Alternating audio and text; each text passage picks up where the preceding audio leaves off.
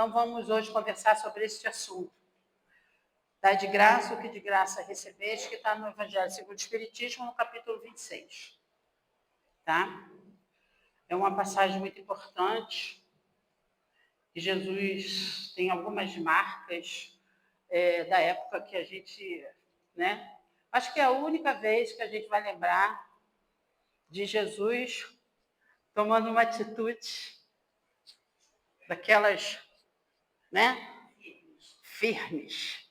Pá, bateu assim, virou as coisas, né? Mas aí eu fiquei estudando, fiquei pensando assim, meu Deus, por que será que Jesus precisou tomar uma atitude tão drástica, né? Firme, viril, na entrada do templo, e chega lá mesmo com decisão, né? E, pá, se a gente for vendo as reproduções nos filmes, no The Chosen, entre outros, a gente vai ver que o negócio é realmente... Por que será que ele precisou fazer isso com tanta veemência, né? O que ele condenava com tanta firmeza naquele momento ali? Aí fiquei pensando, olhando a cena, né? Falei, meu Deus, o que será, né? E por que ele teve necessidade de fazer isso? Porque se nós fôssemos, tecnicamente falando, a gente não teria, logo ali no tempo. Por que ele tinha ele teve necessidade de tomar essa atitude? Será que já não estava claro? Então, nós vamos estudar, baseado no Evangelho, as passagens, e vamos conversar um pouco sobre isso, tá? Nós vamos tratar do dom de curar, das preces pagas, dos mercadores expulsos do templo e da mediunidade gratuita, todos nesse capítulo, tá? E a cada um desses itens, nós vamos ver a passagem bíblica, o registro, depois vamos conversar um pouco sobre o assunto em si. Depois, se vocês quiserem, eu trouxe um pedacinho, tá? De cada coisa, de cada item, para a gente ter uma noção. Mas é legal depois, né? Ir lá e ler, estudar, observar. Então, o primeiro item, nós vamos falar da cura, do dom de curar, né? Então, o registro bíblico é de Mateus. Restitui a saúde aos doentes, ressuscitai os mortos, curai os leprosos, expulsai os demônios. Dai gratuitamente o que gratuitamente haveis recebido. Esse é o registro de Mateus. Então, Jesus recomendou, né, ensinou, mostrou essa capacidade que era de curar. Ele fez isso, demonstrando, discutindo com os seus apóstolos como que era, por que era. Depois ele disse que eles podiam fazer, né? Pedro, né? Principalmente, que era muito indagador, que ele podia fazer, que ele podia seguir. E aí ele transfere, né? Se a gente pudesse dizer assim, essa capacidade para os seus apóstolos. Ele pede a Deus e os apóstolos não começam a entender esse processo, porque eles saem a pregar, curar e fracassavam. E aí eles retornam para perguntar, mas por quê, né? Se o senhor disse que eu podia ir, por que eu não consegui? Homem de pouca fé. Tudo isso a gente vai ouvindo da preparação que Jesus vai fazendo desse entendimento. Então, no nosso Evangelho, no Evangelho do Espiritismo, lá nas explicações, que normalmente vem o registro bíblico, e depois Kardec começou a organizar, né, a descrição, o comentário, e alguns têm as instruções dos Espíritos. Então, olha bem, com essa recomendação, prescreve que ninguém se faça pagar daquilo porque nada pagou. Então, Jesus começa a analisar, a demonstrar e recomenda, né, que ninguém se faça pagar daquilo porque nada pagou. Então, quando ele ensina, demonstra e pede a Deus pelos apóstolos para que eles também pudessem pregar e curar, naquele momento, quanto que custou aos apóstolos? Alguém comprou?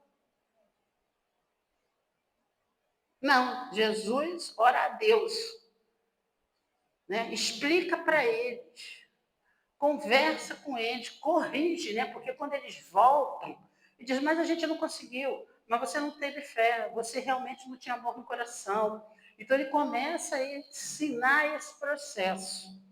E aí eu me pergunto de novo, por que então que ele tinha que entrar no templo e virar tudo de cabeça para baixo? O que acontecia lá que era contrário a essa recomendação? Porque é disso que a gente está falando. Não é? Então, ora, o que eles haviam recebido gratuitamente era a faculdade de curar os doentes, expulsar os demônios, isto é, os maus espíritos. Aquele grupo de trabalhadores que estavam ali com Jesus recebeu gratuitamente de quem? De Deus. O dom, a capacidade, o entendimento, a toda a sua aplicabilidade de fluidos, junto com o exemplo e a correção de Jesus, a atender o sofrimento. Correto? E quem é que disse que isso podia ser cobrado?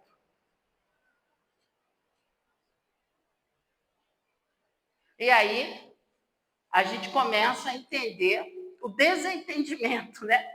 As distâncias que havia do percurso da fala de Jesus no meio do povo da religião organizada da época. Por isso, não havia interesse, era um dissidente, ele tinha que ser observado, porque ele dizia tudo ao contrário de uma prática da época.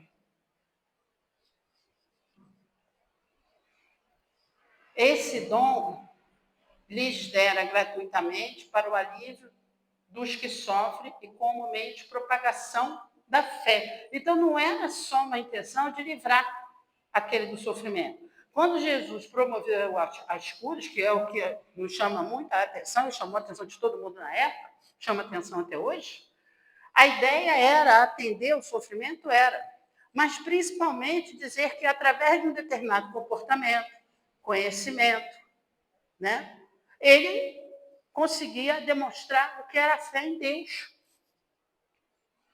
A fé era materializada momentaneamente no comportamento dele quando ele socorria, quando ele curava. E isso ele passou para os seus apóstolos. Tá? Ele foi ensinando isso para aqueles que estavam a seguir e acreditar, dentre outros também que observavam. E aí havia um confronto direto de um determinado comportamento com a ideia estabelecida na religião constituída. Era um conflito daquele momento. Jesus, pois, recomendava-lhes que não fizessem dele um objeto de comércio, nem de especulação e nem de meio de vida. Gente, o que é que acontecia? Não era tudo o contrário disso? Se pagava para colocar lá as oferendas, se fosse um pombo era um preço, se fosse um carneiro era outro preço. Toda a especulação da fé, toda a especulação da dor estava ali estabelecida aos homens da lei. Eram eles que praticavam isso em nome de Deus. Então Jesus ficou muito bravo naquele momento. E ele vai justamente junto aos seus seguidores, ao povo que estava perto dele, tentando desacreditar, ensinar que estar com Deus ou a serviço dele não tinha absolutamente nada a ver com a prática que estava dentro da religião constituída. Então, resolveram matar ele, né? Porque ele desafiava toda a ordenação social, religiosa, política da época, tá? Então, eu estou pontuando que a gente vai construir um caminho.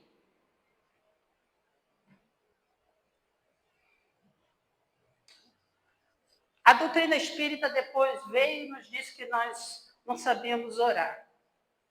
Jesus, antes da doutrina espírita, veio ensinar a orar. Porque antes ninguém sabia. Eu acho essa linha muito interessante, porque era isso que eles faziam o tempo todo lá dentro do templo. O povo hebreu, né, os levitas, o tempo todo isso. Eles oravam, eles tinham locais específicos, movimentos específicos, ordenações específicas. Os fariseus, o templo, nada daquilo então era prece. Porque depois no Sermão da Montanha, Jesus falou: eu vou ensinar vocês a orar, a falar com Deus. Então eu vou deixar para vocês uma prece. Pai nosso. Aí ele ensinou louvar, né? Agradecer e pedir. Essa é a estrutura do Pai Nosso. Louvar, agradecer e pedir. E qual era a estrutura apresentada?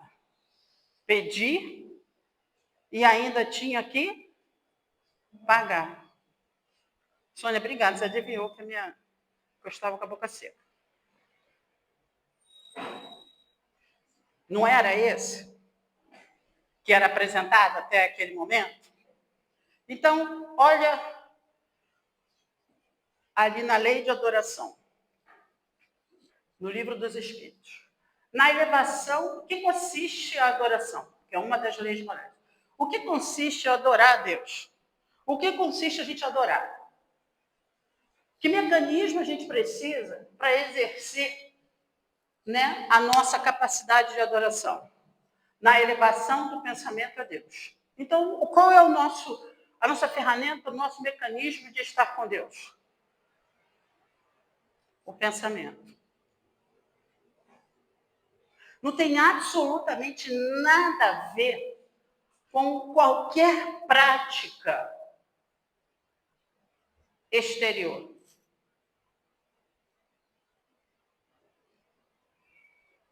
Olha como é que Jesus traz, naquela época, um conteúdo tão forte e tão conflituoso que até os dias atuais a gente ainda não conseguiu entender. Porque a gente que veio aí no sistema reencarnatório, nessa esteira do tempo, muitos de nós interiorizou aquele modelo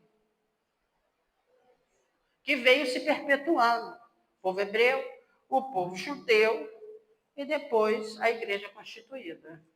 E a gente vem repetindo essa nossa relação com Deus através do comércio, do negócio. Mas a doutrina espírita, que traz para nós uma leitura do Evangelho de Jesus com uma lupa nova, diz que é o nosso pensamento que vai importar. Desde pela adoração, aproxima o homem sua alma. Não é?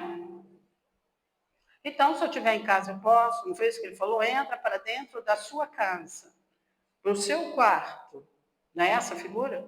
E converse com Deus. Então, ele veio desmontando, desde da sua presença entre nós, uma estrutura milenar, antiga. Só que mesmo com a presença dele entre nós e com toda a sua moral cristã que deixou, será que nós desconstruímos essa forma?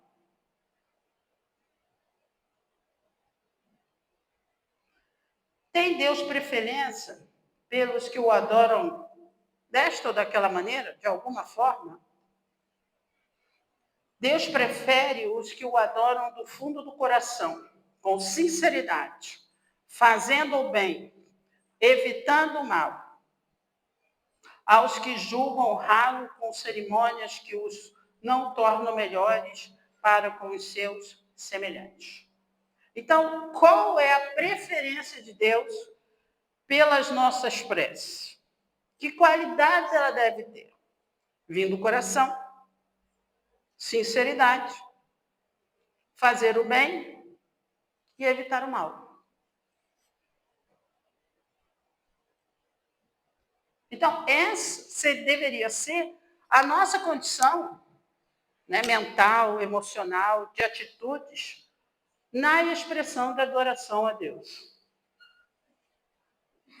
É simples, não é simples? Mas a gente complicou. Mas por que complicou? Por que era mais fácil estar naquela estrutura de atitudes exteriores do que a que ele veio nos ensinar e combater? E por que até hoje nós temos grandes dificuldades de estar nessa estrutura íntima ao invés da estrutura estereotipada? E aí, temos que falar das preces pagas. Quero fazer uma pergunta. Nós temos preces pagas hoje em dia?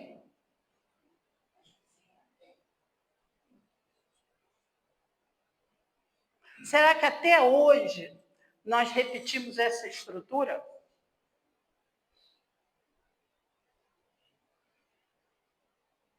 Será que a gente paga com dinheiro? Que com oferenda daquela estrutura não mais. Mas quais seriam hoje as formas que a gente busca para pagar? Quais seriam as preces pagas na estrutura atual? Já pararam para pensar? Porque eu parei para pensar estudando isso. E vou dividir com vocês, sim.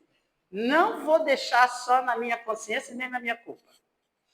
Vou dividir a minha culpa com vocês. Gente, minha amiga Patrícia, minha amiga Sônia, vou dizer assim, Tati, você vai lá na casa espírita hoje? Vou. Bota meu nome lá. Você ora por mim? Você bota lá para mim?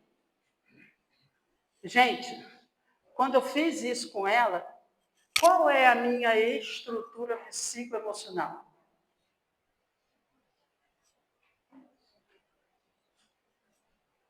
Eu pedi que Patrícia fizesse para mim o que eu tenho que fazer.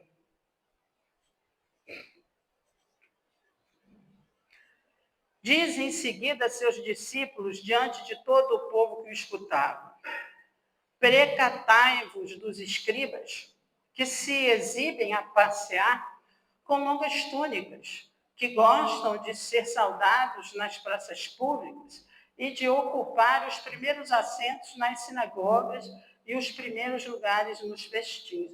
Então, a gente hoje, ele está pedindo que a gente fique esperto, que a gente tome cuidado com esse comportamento ou com aqueles que querem aparecer, que querem pegar para fazer, que querem se exibir. É ser indispensável, ser notado. Não é? Ainda tem. Que, a pretexto de extensas preces, devoram as casas das viúvas. Essas pessoas receberão condenação mais rigorosa. O que era, né? As viúvas, elas tinham grande preocupação, elas eram desprotegidas. E elas pediam preces e eram longas. Quanto mais longa, mais custava. Por isso que ele botava, devoram as casas das viúvas. Porque, às vezes, elas tinham que pagar o que não tinham. Dentro de uma crença comercial, né, de que eu preciso pagar para você orar por mim. Porque eu não estou naquele momento, competente para fazer. Olha que ideia é essa, gente. Que eu preciso de outro para intermediar a minha dor com Deus. E aqui, nesse caso, com a exploração do sofrimento alheio.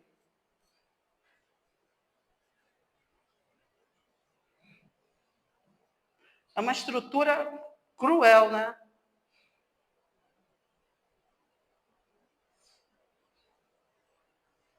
O Evangelho segundo o Espiritismo. Não é possível que Deus subordine um ato de clemência, de bondade ou de justiça que da sua misericórdia se solicite a uma soma de dinheiro.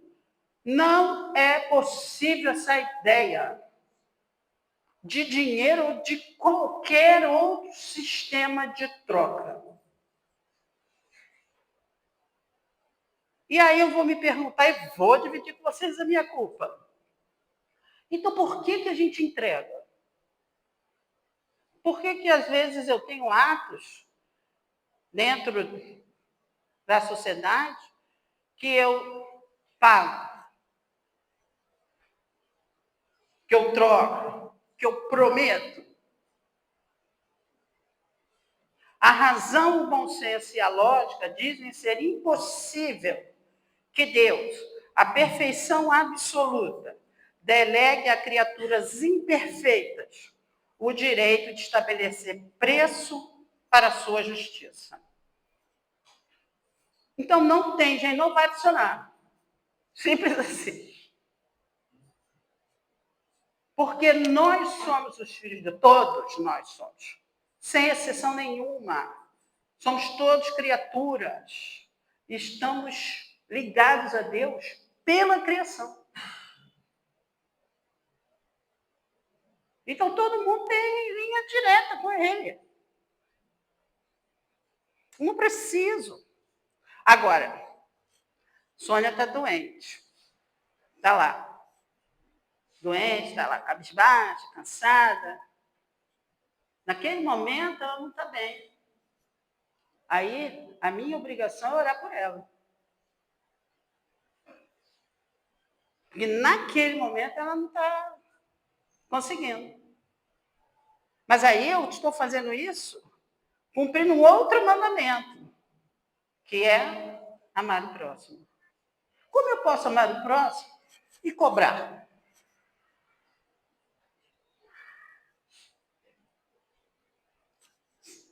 Fica assim, não fica? A gente para pensar, é dolorido parar para pensar. Você para fazer uma reflexão e fala, meu Deus, como que eu trago comportamentos reencarnatórios, vividos, ostentados, arquivados. E mesmo, às vezes, antes de um conteúdo claro, esclarecedor, renovador, reeducacional, ainda assim, às vezes eu me comporto com movimentos antigos. Ainda outro inconveniente apresentam as preces pagas. É que aquele que as compra se julga as mais das vezes dispensado de orar. Ele próprio. Porquanto se considera kit, desde que deu o seu dinheiro. Então, quando eu peço, vai lá e ora por mim, eu vou sair no sábado à noite, vou dar uma voltinha, eu falei assim, ora por mim. Fui-me embora, eu me desobriguei do meu papel. Minha amiga pode cumprir? Pode, sem me cobrar nada. Tranquilo. Ela vai fazer. Mas e eu na minha relação com Deus? Como que faz? Terceirizei. Então, é o nosso empenho na nossa vida, na minha relação com Deus, na exposição ou na minha exposição diante de Deus. A humildade de reconhecer ali a minha incompetência, a minha dificuldade. Eu preciso rever os meus atos, a minha forma de pensar, não é isso? que a gente leu um pouquinho acima, falando da prece. Eu tenho que me desnudar para Deus, eu tenho que ser verdadeiro. Mas quem disse que eu quero ser? Prefiro que parte faça, porque assim eu não preciso me expor, nem para Deus e nem para mim. Terceirizei. As preces dela, em meu benefício, vai me fazer bem? Toda prece faz bem, quando ela está dentro dessa ordenação que a gente está estudando. Com certeza faz bem. Mas sou eu que não vou usufruir. Porque às vezes não estou nem ligada no que ela está fazendo. Entreguei mesmo. E fui-me embora.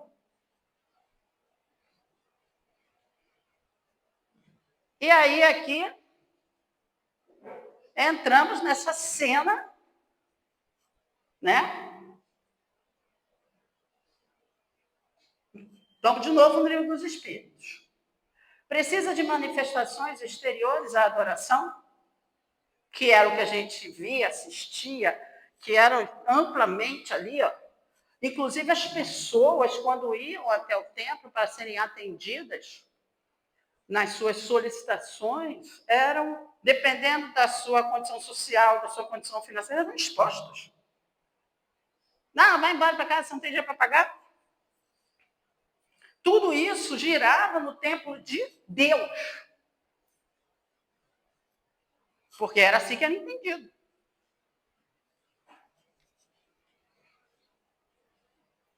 A adoração verdadeira do coração. Em todas as vossas ações, lembrai-vos sempre de que o Senhor tem sobre vós o seu olhar. Você pode fazer o malabarismo que você quiser do lado de fora, porque Deus está avaliando pelo lado de dentro.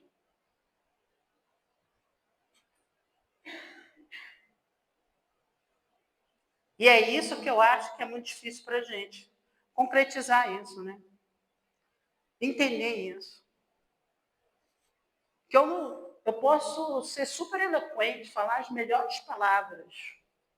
O meu raciocínio ser muito bom, até na construção, né, da prece pública.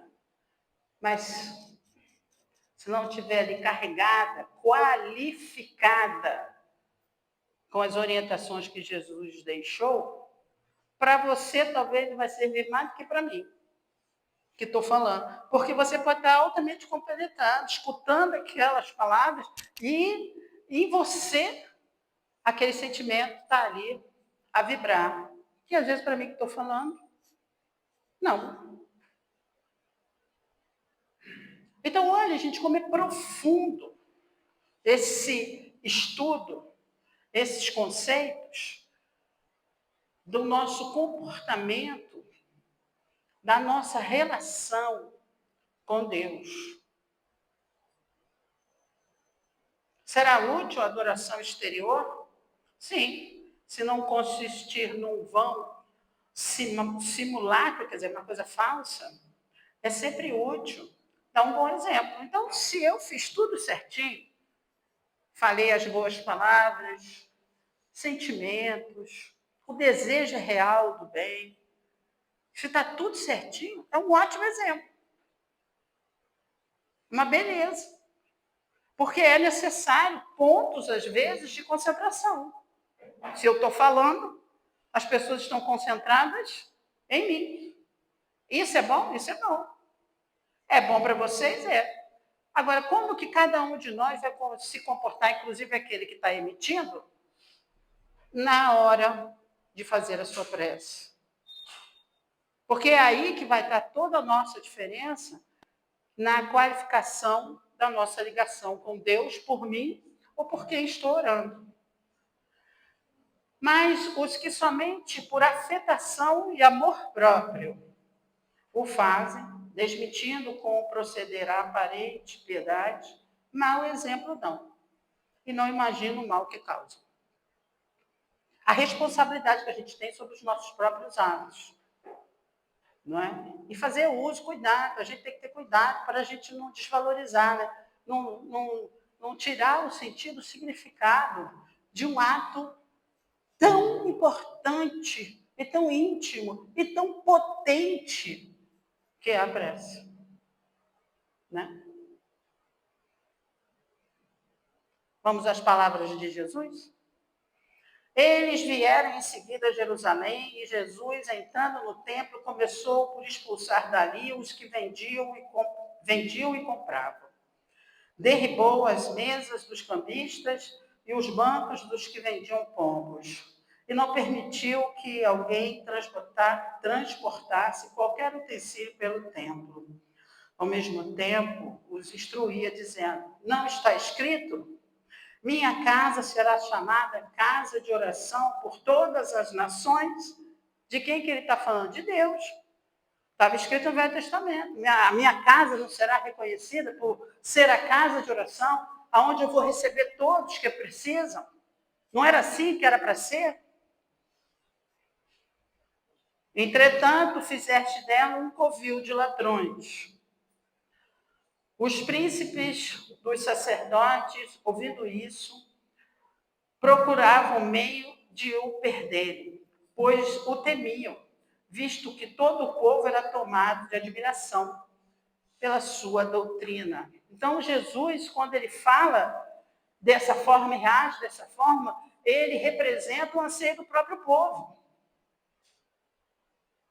daquela cidade, daquela região, e nós também. Onde já se viu você ir a um templo religioso para pedir uma oração ou qualquer outro tipo de movimento e você é cobrado? Não, custa X. Se você não puder pagar, vai durar 30 minutos só. Não, eu tiro o tapete. Ou então, não tem flor.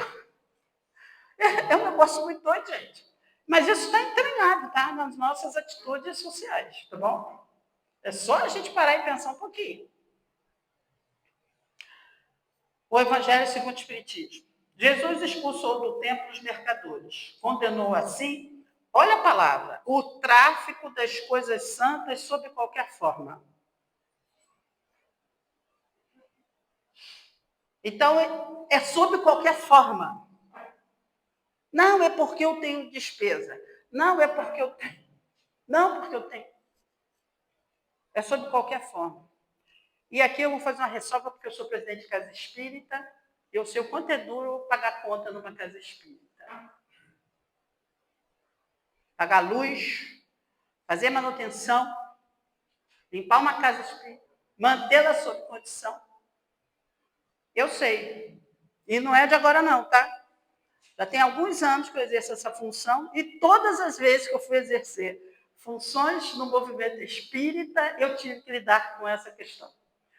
Do que nós estamos falando é que a gente recebeu de graça de Deus. Porque aqui é o que? Light, Sérgio, Enel. Vai cobrar a continha quando chegar aqui, tá? Todo mundo gosta de sentar, ter ventilador, ter ali o banheiro funcionando, mas, custa. Então, isso aqui não está sendo recebido de graça. Isso requer trabalho, empenho e responsabilidade pela instituição da qual eu usufruo. Isso é um grande equívoco, principalmente no movimento espírita. O dinheiro nunca foi um problema, porque dinheiro é algo que está permitido entre nós. Lidar com ele é um problema. O valor que ele ocupa na minha vida é um problema. A condição moral que eu ganho dinheiro é um problema. Mas ele não é problema não, tá, gente? Ele é solução. Porque me lembro dessa casa, veio aqui nem sei há quanto tempo, que não tinha isso aqui, as paredezinhas não estavam pintadas. Me lembro dela ainda pela metade, com a parte de cima mais manchada. E depois o pessoal teve que ralar aqui para fazer isso aqui acontecer. Ó. Botar o arzinho condicionado ali, 38 graus. Então, para a gente ficar bem esperto, e mais uma vez, não usar dos conteúdos para endossar os meus comportamentos e decisões equivocadas. Nós estamos falando de Deus, do que nós recebemos dele para servir. ao próximo e à necessidade do outro. Mas a condição material precisa ser sustentada por nós. Para que assim esta casa, com 102, não é isso? 101 para 102, ela vai fazer, desde então materialmente constituída, continue a receber as pessoas aqui e a prestar o serviço que ela vem com o seu objetivo. Né? Todos nós que usufruímos do benefício de estar aqui, a receber, a cuidar, e principalmente o trabalhador, a oportunidade do serviço em nome de Jesus, é responsável por manter esta casa. E todas as outras que a gente tiver. Toda vez que a gente puder colaborar, colaboremos. Porque para concretizar o trabalho e o serviço, precisa de sustentabilidade, sim. Deus não vende a sua bênção, nem o seu perdão, nem a entrada do reino dos céus. Não tem, pois, o homem o direito de estipular um preço para isso, como era feito e com certeza como a gente ainda continua fazendo. A gente precisa entender isso, gente. Ficar esperto, porque nós vivemos toda essa época aí. A gente deve ter sido hebreu, depois deve ter virado judeu. Tivemos oportunidade de estar com Cristo, não viramos cristão, não sei, estou falando por mim. Depois passou de novo, tivemos uma oportunidade, passamos pela Idade Média, lá com aquela estrutura. E depois chegamos aqui, graças a Deus, jogaram a gente dentro do espiritismo. Para ver se a gente começa a refazer. Só que a gente traz 2000 anos, 3 anos de comportamento atávico. Então, a nossa relação com Deus é reta, é limpa, é honesta, é digna e é nossa. Tá? E nem aqui, nem vou falar do movimento espírita, que é onde eu estou hoje. Se eu sou presidente de casa espírita, eu sou dirigente de reunião mediúnica, todas as reuniões mediúnicas que tem na minha casa, todas. Se alguém chegar para mim e falar assim, Valéria, você podia e tal, porque eu não, nem termina. Porque eu já devo ter caído, né? Já escorreguei antes, não quero escorregar nessa. Será que você podia? Não posso. Você quer, deixa escrito aí, ó. Que eu vou botar lá e pedir a Jesus.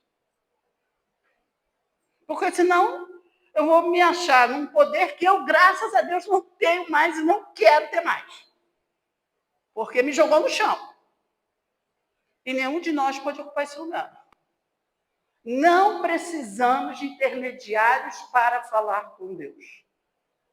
Fez o que Jesus quis, ó, pá! Quando ele virou tudo para cima. E aí veio, ó o nosso tendão aí. Entender mediunidade. Entender essa capacidade humana de intermediar entre os dois mundos, o material e o espiritual. Muito de nós acha que mediunidade é um dom. Eles vão usar essa palavra aqui. É um dom, mas é um dom em que sentido que eles vão usar e qual é o dom que eu dou sentido? O dom que eles estão dizendo é que é uma oportunidade que Deus está te dando. Mas o dom que eu quero usar, eu sou o escolhido. Não somos. Nós somos escolhidos, sim, para trabalhar. Aliás, o convite é esse. Servir.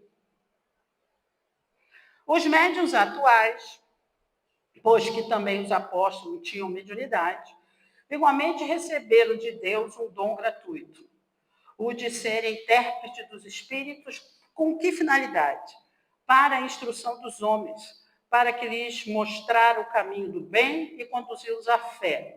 Não para lhes vender palavras que não lhes pertencem.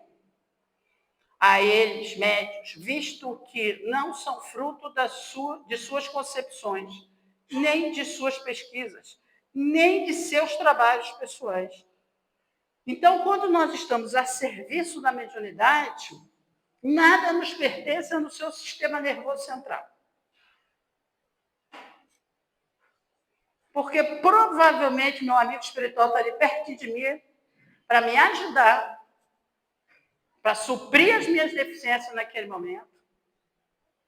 Os espíritos estão disponíveis para nos ajudar no processo do amparo e do socorro. Porque sem Jesus, a gente não seria capaz de realizar nada. Porque nós não somos muito melhores do que aqueles que a gente atende. A gente já entendeu que precisa sair desse processo do mal. Isso a gente já entendeu. E estamos nesse caminho.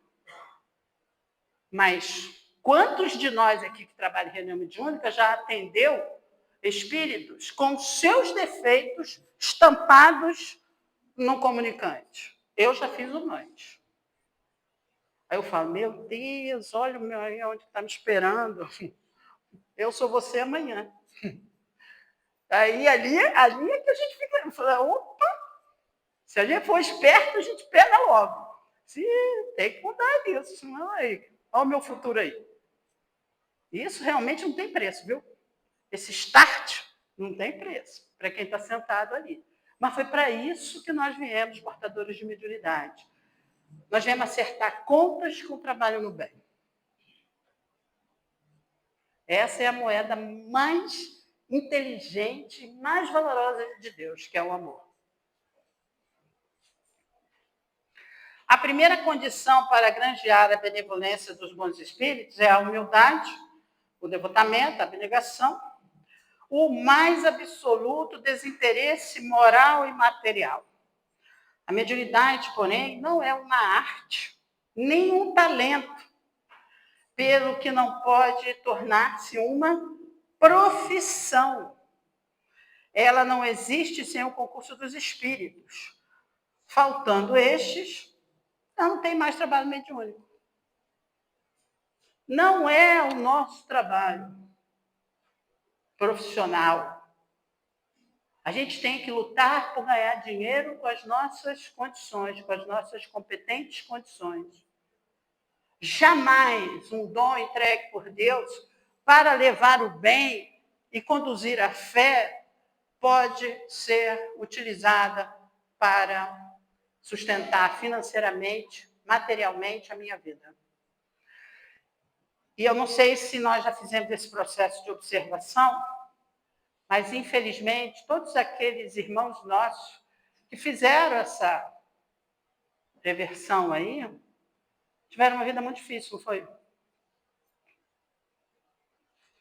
Porque a gente está infringindo diretamente a lei do Cristo, a lei de Deus. Jesus deixou a lei de Deus muito bem desenhada. E a gente faz uma infração direta a essa conduta moral. Então, de que comportamento que Jesus está conversando conosco, gente? O que ele quis dizer, dar de graça, que de graça recebeis? O que ele quis dizer com todas aquelas atitudes que ele demonstrou ali, que é contrário, que ele não era favorável, a tal ponto de ter uma atitude mais viril? O tanto que ele conversou com os apóstolos, ele conversa conosco, através da doutrina espírita, na nossa conduta. O que ele está tentando conversar conosco? Do que é que ele está falando com a gente? Da nossa moral. E não dá para relativizar e nem flexibilizar. É o conjunto de normas, costumes e valores que regulam o comportamento de um indivíduo em uma sociedade, determinando o que é certo e errado em um dado contexto. Então, o que a doutrina espírita fala da moral? Que definição se pode dar para a moral? Está no Livro dos Espíritos. A moral é a regra do bem proceder. Isto é, de distinguir o bem do mal. Funda-se na observância da lei de Deus. O homem procede bem quando tudo faz pelo bem de todos, porque então cumpre a lei de Deus. É aí, ó, simplesinha. Então não dá para ser, não, hoje dá, amanhã não dá. Não, mas sabe por quê? É porque ou é ou não é. E hoje, mais do que nunca, se relativiza isso direto. Não, é porque eu estava com um problema, sabe? E aí eu precisei pegar e tal. Não, é porque eu estava desesperado. Tudo bem. A gente entende? A gente entende. Como é que a gente vai julgar e compreender lá, né, a dificuldade? Mas não dá para dizer que não é. Então, é muito objetiva a resposta dos espíritos. A moral é a regra de bem proceder. O que é bem proceder? Distinguir o bem do mal. Como se pode distinguir o bem do mal? O bem é tudo que é conforme a lei de Deus. E o mal, tudo o que lhe é contrário. Assim, fazer o bem é proceder de acordo com a lei de Deus. E fazer o mal é infringir. Dá para entender tudo. Eu não sei, eu não sabia, eu tenho dificuldades, eu ainda não consigo. Tudo que a gente quiser olhar para si mesmo nesse momento e enxergar a nossa dificuldade de lidar com uma regra tão clara e direta é totalmente compreensível. Por quê? Porque somos imperfeitos. Ninguém aqui já alcançou essa condição moral integral. Não, a gente está em construção. Mas é interessante e importante para essa construção que a gente observe os nossos atos, os nossos valores, a nossa preferência. Que a gente lute conosco mesmo, principalmente, para não fazer mais assim, para não falar mais assado, para não me colocar mais naquela posição. Porque se a gente não fizer isso, essa luta conosco, nosso processo reeducacional, nós estamos encarnados. Qual o objetivo, então, de estar encarnado? É esta luta. Mas quando eu não luto, eu estou perdendo meu tempo. E, às vezes, agravando situações. Não é para ser igual o A, igual o B, igual o seu fulano, nada disso. É para que a gente seja, nós, melhores do que ontem. E ontem com ontem mesmo, ou ontem, séculos atrás. Mas isso tem que ser todo dia. Aquela luta pessoal todo dia. Vai chegar uma proposta, vai chegar uma fala, vai chegar uma situação. Aí você vai dizer, não quero mais fazer isso. Como que eu falei, quando o pessoal chega para falar comigo, eu falo, nem fala. Porque eu posso recair de novo aqui na casca de banana, não quero mais. Deixa escrito, que eu não quero nem saber. Até porque se eu for para renome de então não me influencia. Estou lá trabalhando, mas aí é o fulano. Aí já fiz preferência, olha bem que situação. Nem quero, eu não sei como é que eu me comporto numa situação dela. Porque a gente falha. Então, eu prefiro não botar em risco. E assim, vigilante, atuante. Vamos refletir junto? O dai gratuitamente, que gratuitamente recebeste, está inserido no contexto da moral e da ética cristã, regulando o comportamento e norteando os atos daqueles que o sigam. Quem nós somos? Cristãos, espíritas. De todos os fatos que dão testemunho do poder de Jesus, os mais numerosos são as curas. Os apóstolos haviam recebido gratuitamente o dom de Deus para curar doentes e expulsar demônios. O Evangelho de Jesus é o código moral dos cristãos, que se fundamenta na lei de Deus.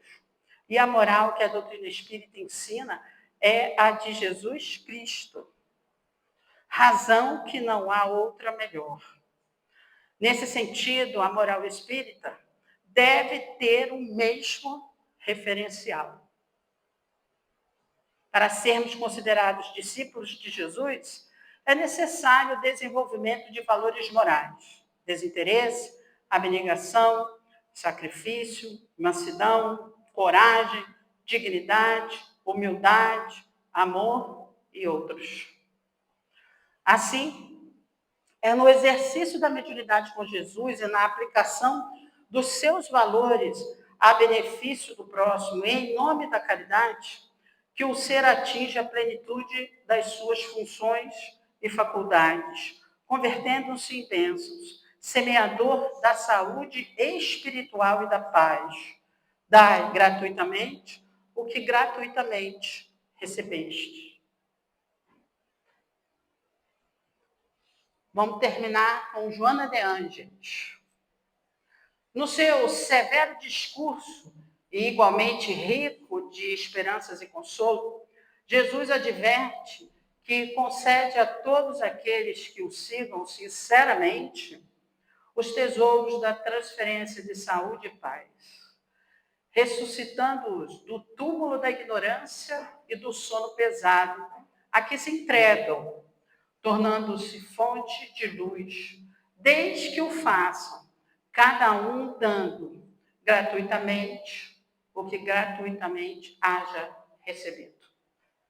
Então, está aí.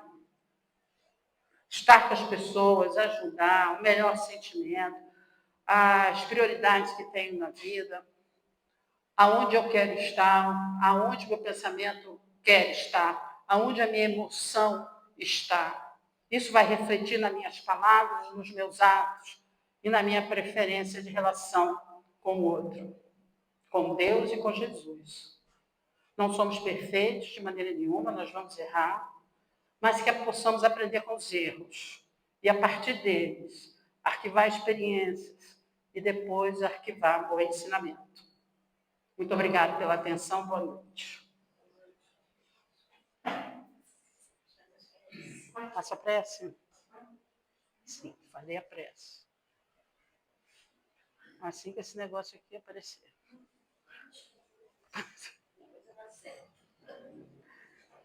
Tá ligado ainda? Agora, depois de eu falar a prece, eu vou fazer a prece. Olha que coisa, gente. É assim, é aula teórica e aula prática. Né? E assim, Jesus, mais uma vez, gostaríamos muito de agradecer todo o seu empenho em que chegue até nós, ainda nos dias de hoje, exemplos, conhecimento, formas, que nos indique sempre o melhor caminho, a melhor conduta, recorrendo sempre, Senhor, à sua orientação, da oração e da vigilância em nós mesmos, na nossa conduta, e que possamos ter realmente em nós essa disposição de seguirmos adiante, seguirmos o nosso caminho rumo à perfeição. Que cada vez mais, Senhor, possamos ser esse instrumento da sua moral, principalmente através dos nossos próprios exemplos, muito mais do que pela fala, que possamos exemplificar com a nossa mudança, com o nosso esforço, com o nosso trabalho. Abençoe a todos nós que aqui estamos, Senhor, todos os lares, pedindo aos nossos anjos de guarda que nos amparem profundamente nessa determinação, na perseverança de sairmos desta encarnação melhores do que aqui chegamos.